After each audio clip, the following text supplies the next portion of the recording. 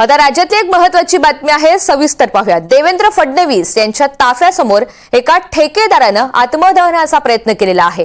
ठेकेदार संजय वराडे यांनी आत्मदहनाचा प्रयत्न केला। या ठेकेदाराला आता पोलिसांनी ताब्यात घेतलंय। पोलीस कर्मचारी अतुल वंजारी दुसरा वाल्मिक कराड असं म्हणत या ठेकेदारानं जोरदार घोषणाबाजी केलेली होती, मात्र त्यापूर्वीच पोलिसांनी आता त्याला ताब्यात घेतलेला आहे। मुख्यमंत्री देवेंद्र फडणवीस हे आज जळगावच्या दौऱ्यावर आहेत। मंगेश जोशी आपल्या सोबत आहेत, अधिकची माहिती त्यांच्याकडनं जाणून घेऊया। मंगेश, या संजय वराडे यांनी आत्मदहनाचा प्रयत्न केलेला आहे, काय अधिकची अपडेट?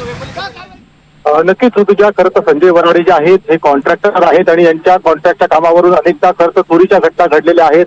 यानंतर वारंवार पोलिसांकडे तक्रार करून देखील पोलीस मात्र याबाबत कुठलीही दखल घेत नसल्याने खरं तर गृह विभागाच्या विरोधात त्यांची तक्रार होती। दुसरीकडे स्थानिक पोलीस शाखेचे पोलीस कर्मचारी अतुल वंजारी यांच्या विरोधातही खरं त्यांनी छळ केल्याचा आरोप जो आहे या ठिकाणी या ठेकेदाराने केलेला आहे।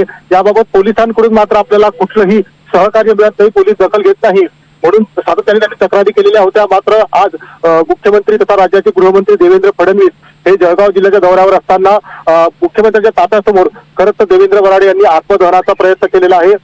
संजय वराडे यांनी आत्मदहनाचा प्रयत्न केलेला आहे आणि त्यामुळे कुठेतरी या ठिकाणी पोलिसांनी तात्काळ दखल घेऊन यांना ठेकेदाराला ताब्यात घेतलेला आहे। या प्रकरणात आता तरी पोलिसांनी दखल घ्यावी आणि आपल्या मागण्या मान्य कराव्या अशी मागणी जी आहे खरं तर या ठेकेदाराने केलेली आहे। अगदी धन्यवाद सविस्तर माहितीसाठी।